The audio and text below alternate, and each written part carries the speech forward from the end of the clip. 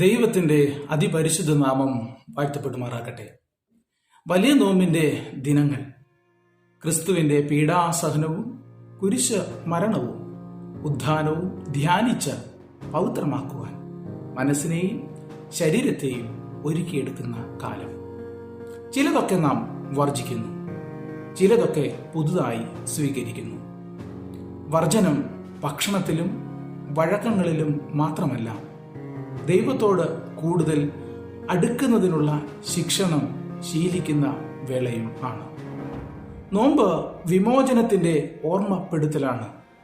പാപത്തിൻ്റെ അടിമത്തത്തിൽ നിന്നും ക്രിസ്തു നമ്മെ വിമോചിപ്പിച്ചതിൻ്റെ ആഘോഷമാണത്. നോമ്പിലൂടെ പാപത്തിൽ നിന്നുള്ള മോചനം സാധ്യമാകണം. കാരണം നിങ്ങളിലൂടെ നിങ്ങൾക്ക് ചുറ്റുമുള്ളവർ മോചനം നേടണമെന്ന് ദൈവം ആഗ്രഹിക്കുന്നു. നോമ്പ് അനുഷ്ഠിക്കുമ്പോൾ ദൈവ വിളിക്ക് കാതോർക്കുന്ന ഒരു മനസ്സ് നമ്മിൽ രൂപപ്പെടും. വിശുദ്ധ വേദപുസ്തക ചരിത്രത്തിൽ നിരവധിയായ സാധാരണക്കാരെയും രാജാക്കന്മാരെയും ദൈവം ദൗത്യ നിർവഹണത്തിനായി തെരഞ്ഞെടുത്തിട്ടുണ്ട്.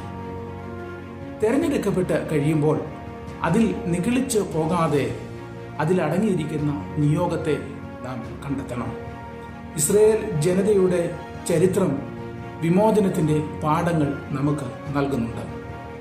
ഇസ്രായേൽ മക്കളെ മിസ്രയീമിൽ നിന്നും വിടുവിക്കുവാൻ ദൈവം മോശയെയാണ് തിരഞ്ഞെടുത്തത്. വിമോചകനാകുവാൻ ആവശ്യമായ കഴിവും ബലവും നൽകി ദൈവം അവനെ അനുഗ്രഹിക്കുന്നു. ഇസ്രായേൽ ജനത്തെ പ്രവാസത്തിൽ നിന്ന് വിമോചിപ്പിക്കുവാൻ ദൈവം തിരഞ്ഞെടുത്തത് കോരശിനെയാണ്. പാപത്തിന്റെ അടിമത്തത്തിൽ നിന്നും നമ്മെ വിമോചിപ്പിച്ചത് ക്രിസ്തുവാണ്. പിതാവായ ദൈവം തൻ്റെ പുത്രനെ ലോകത്തിലേക്ക് അയക്കുന്നത് വിമോചനത്തിന്റെ ആഘോഷം ആകുവാനായിട്ടാണ്. വിമോചനം എല്ലായ്പ്പോഴും പണിയപ്പെടലിന്റെയും രൂപപ്പെടുത്തലിന്റെയും ഇടമാണ്. മശിഹ നൽകുന്ന ദർശനം പുതിയ ആകാശത്തിന്റെയും ഭൂമിയുടെയും പുനരാവിഷ്കരണമാണ്.